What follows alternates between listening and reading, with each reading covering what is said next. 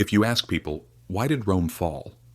The first things that come to their minds are barbarians smashing down the gates or emperors being poisoned in palaces. But empires don't crumble on their own, just from attacks coming from the outside. The real beginning of the collapse is from within, and believe me, the thing that finishes off an empire from the inside out the fastest is always money. Rome didn't fall just because it was defeated in wars. It went under because its money lost value. And do you know the scary part? This bitter experience is still valid for every state today that thinks it can dance with money and get away with it. Let's talk about this collapse from the very beginning in detail. For centuries, Rome's backbone was a silver coin called the denarius. When it first came out, it was almost completely pure silver. The soldier's salary, the merchant's account, the people's savings, it was all this. The denarius wasn't just metal, it was trust. As long as the people trusted and believed in Rome, they trusted its money too. But managing a huge empire is expensive business. There are soldiers' salaries, roads and squares to be built, budgets for wars to be drawn up. By the 2nd century, Rome started to get into trouble. The collected taxes were coming up short. What do you think the emperors might have done? They resorted to an age-old trick, messing with the purity of the money. Instead of asking for more taxes from the people and facing a backlash, they stole the silver inside the coin. The numbers are out there. Money produced with 95% silver at first was reduced to 50% over time, and finally down to 5%. That coin, which was once solid silver, consisted now of just a bronze disc dipped in a silver wash. The people aren't stupid, of course.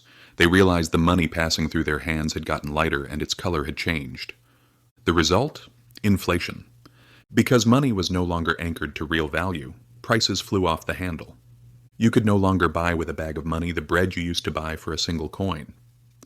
This wasn't just a theory written in economics books. It was a reality making people's lives difficult.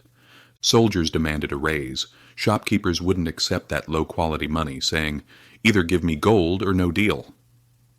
The market stalled. As trust in the administration ran out, emperors printed more. Junk your money. A complete, vicious cycle.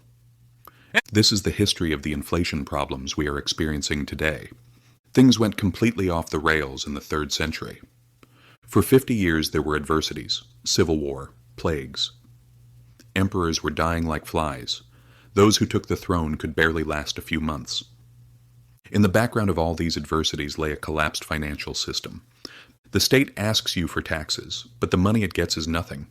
The farmer quit farming, trade stopped. What did the government do? It tried to fix prices, introduced forced production. An emperor named Diocletian came along and said, "I'll execute anyone who raises prices." Did it work? Of course not. The black market emerged. You cannot increase the value of money by law or decree. Consequently, Rome completely removed that famous silver coin and started using gold, but it was too late. Western Rome's power was exhausted by then. So Rome's collapse didn't happen overnight. Because its money ran out, it melted away slowly, painfully. So, what does all this mean for us today? It means this: whoever corrupts the money destroys the state. Rome thought it could trick its people by saying, "Look, this is the same money," while hollowing it out. What are current administrations doing? The same thing. They are reducing their debts by printing unbacked money and playing with interest rates. But the one paying the bill is always the same: us. History never stopped teaching lessons. What happened in Germany after World War I? They printed too much money to pay debts. The result? People carrying money in sacks to buy a loaf of bread. What happened in Zimbabwe? You couldn't even buy toilet paper with billion-dollar banknotes. There are many examples in history. Look at America. In 1971, they cut the dollar's link to gold. Since that day, the dollar is just a piece of paper based on trust in the state. And since that day, it has been constantly losing value. You need $6 to $7 today to buy what you bought for $1 in the 70s. The money looks the same, but it has become worthless. Government's tactics are always the same. They try to trick you by showing inflation as growth. They say your salary has increased, but they don't mention that the price of the product at the grocery store has gotten even more expensive. They brag that stock markets are breaking records, but you don't have those stocks in your pocket. Just like the Roman emperors, they pretend everything is going fine while secretly stealing the value of every penny in our pockets. The danger today is greater because the event is now universal. Before, it was only Rome. now the whole world runs on unbacked money and debt.